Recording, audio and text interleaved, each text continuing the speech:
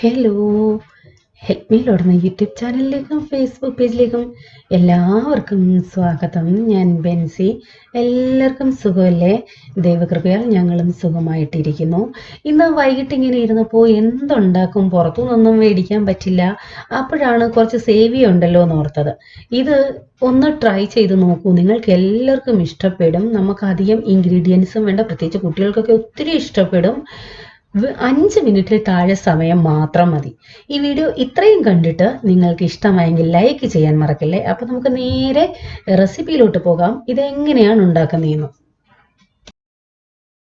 ആദ്യം തന്നെ നമുക്ക് പാല് തിളപ്പിക്കണം. ഞാനിവിടെ 2 ഗ്ലാസ് പാലും 1 ഗ്ലാസ് വെള്ളവുമായിട്ടാണ് വെച്ചിരിക്കുന്നത്. പാലൊന്ന് ചൂടാകുമ്പോൾ തന്നെ മധുരത്തിന് ആവശ്യമായ പഞ്ചസാര ചേർക്കണം. അതിൻ്റെ അളവ് ഞാൻ പറയുന്നില്ല, ഓരോരുത്തർക്കും ഓരോ രീതിയിലാണോ മധുരം വേണ്ടത്. അതുകൊണ്ട് നിങ്ങൾക്ക് എത്രയും പഞ്ചസാര വേണോ അത്രയും ചേർക്കാം. പാൽ തിളയ്ക്കുന്ന സമയം കൊണ്ട് നമുക്ക് ബാക്കി കാര്യങ്ങൾ ചെയ്യാം. നമുക്ക് കുറച്ച് കസ്റ്റർഡ് പൗഡർ കലക്കി വെക്കണം. അതിനുവേണ്ടി കുറച്ച് വെള്ളം എടുത്ത ശേഷം, പാലുണ്ടെങ്കിൽ പാലിൽ വേണമെങ്കിലും ഈ പൗഡർ കലക്കാമേ. ഞാൻ ഈ ബ്രാൻഡിൻ്റെ കസ്റ്റർഡ് പൗഡറാണ് എടുത്തിരിക്കുന്നത്. നിങ്ങൾക്ക് ഏത് ബ്രാൻഡ് വേണമെങ്കിലും എടുക്കാം. ഇനി നിങ്ങളുടെ ഈ കസ്റ്റർഡ് പൗഡർ ഇല്ല എന്നുണ്ടെങ്കിൽ കോൺഫ്ലോർ, കോൺസ്റ്റാർച്ച്, അതായത് ചോളത്തിൻ്റെ പൊടി അതുണ്ടെങ്കിൽ 1.5 സ്പൂൺ അത് കലക്കിയെടുത്ത് യൂസ് ചെയ്താലും മതി. എന്നിട്ട് ഫ്ലേവറിന് വേണ്ടി പാലിൽ വാനില എസൻസ് ഉണ്ടെങ്കിൽ വാനില എസൻസ് ചേർക്കാം. അതല്ല എന്നുണ്ടെങ്കിൽ കറുകപ്പട്ടയുടെ പൊടി ചേർക്കാം. അതും അല്ല എന്നുണ്ടെങ്കിൽ ഏലക്ക പൊടി ചേർക്കാം.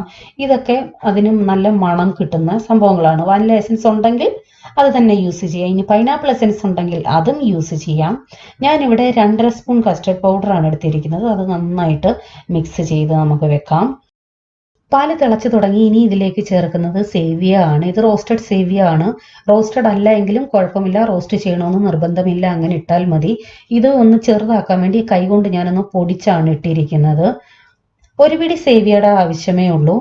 എന്നിട്ട് അത് ഈ പാലിലോട്ട് ഇട്ട് കൊടുക്കാം. എന്നിട്ട് നന്നായിട്ടൊന്ന് ഇളക്കാം. ഈ സേവിയ നമുക്ക് പെട്ടെന്ന് വെന്ത് കിട്ടും. ഒരു 3 മിനിറ്റ് കഴിയുമ്പോൾ തന്നെ ഇതുപോലെ വേവും. ഇത്രയും മതി, ഒത്തിരി അങ്ങ് വെന്ത് കുഴഞ്ഞു പോവണ്ട. അത് നമുക്ക് മനസ്സിലാവും. ഈ പരുവം ആവുമ്പോൾ തന്നെ തീ തീരെ കുറച്ചിട്ട് നമുക്ക് കലക്കി വെച്ചിരിക്കുന്ന കസ്റ്റർഡ് പൗഡർ അങ്ങോട്ട് ഒഴിച്ചു കൊടുക്കണം. നന്നായിട്ട് മിക്സ് ചെയ്ത ശേഷമേ കസ്റ്റർഡിൻ്റെ അത് ഒഴിച്ചു കൊടുക്കാവൂ. ഒട്ടും കട്ട പിടിക്കാതെ വേണം ഒഴിച്ചു കൊടുക്കാൻ. ഒഴിക്കുമ്പോൾ തന്നെ ഇങ്ങനെ ഇളക്കി കൊടുത്തുകൊണ്ടേ ഇരിക്കണം, അല്ലെന്നുണ്ടെങ്കിൽ അത് അടിക്ക് പിടിക്കും.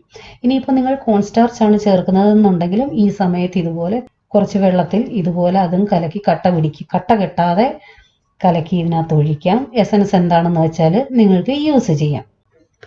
കസ്റ്റർഡ് ഇട്ട ശേഷം ഒരു 2-3 മിനിറ്റ് നന്നായിട്ട് മീഡിയം ഫ്ലെയിമിൽ ഇങ്ങനെ ഇളക്കിക്കൊണ്ടേയിരിക്കാം. അന്നേരം നന്നായിട്ട് കൊഴുത്ത് കിട്ടും. ഇനി നിങ്ങൾ ഈ കസ്റ്റർഡ് പൗഡർ ഇട്ട ശേഷം അത് ഒത്തിരി അങ്ങ് കൊഴുത്ത് പോയി എങ്കിൽ നിങ്ങളുടെ കയ്യിൽ പാലുണ്ടെങ്കിൽ പാലൊഴിച്ച് കുറച്ച് ലൂസാക്കിയാൽ മതി. ഇതിൽ നിങ്ങൾക്ക് നട്ട്സൊക്കെ ചേർക്കാം. അണ്ടിപ്പരിപ്പ്, മുന്തിരി, ബദാം, നിങ്ങൾക്ക് ഇഷ്ടമുള്ള രീതിയിൽ ഇതിനെ നിങ്ങൾക്ക് മാറ്റിയെടുക്കാം. ഇത്രയേ ഉള്ളൂ സംഭവം. നല്ല രുചിയാണ്. ഇത് ചൂടോടെ വേണമെങ്കിൽ നിങ്ങൾക്ക് ചൂടോടെ കുടിക്കാം. ഞാനിപ്പോൾ ഫ്രീസറിൽ വെക്കുന്നുവെങ്കിൽ ഒരു 4-5 മിനിറ്റ് അത് ഒത്തിരി കട്ടിയാവരുത്. അങ്ങനെയാണ് എനിക്കിഷ്ടം. ജസ്റ്റ് ഒന്ന് തണുപ്പിച്ചിട്ട് കുടിക്കും. അതല്ല ചൂടോടെ വേണമെങ്കിൽ അങ്ങനെ കുടിക്കാം. അതല്ല എങ്കിൽ നന്നായിട്ട് തണുപ്പിച്ച് പുഡിങ് പോലെ വേണമെങ്കിൽ അങ്ങനെയും കഴിക്കാം. ഇതൊക്കെ നമ്മുടെ ഇഷ്ടം എങ്ങനെ കഴിക്കണമെന്നുള്ളത്. വളരെ എളുപ്പമല്ലേ, പെട്ടെന്ന് ഉണ്ടാക്കാൻ പറ്റും. അപ്പം നിങ്ങൾ ഒരു പ്രാവശ്യമെങ്കിലും ഇതൊന്ന് ട്രൈ ചെയ്ത് നോക്കണം. എന്നിട്ട് അഭിപ്രായം അറിയിക്കാൻ മറക്കല്ലേ. വീണ്ടും പുതിയ വീഡിയോയുമായി വരാം. Till then bye. God bless you.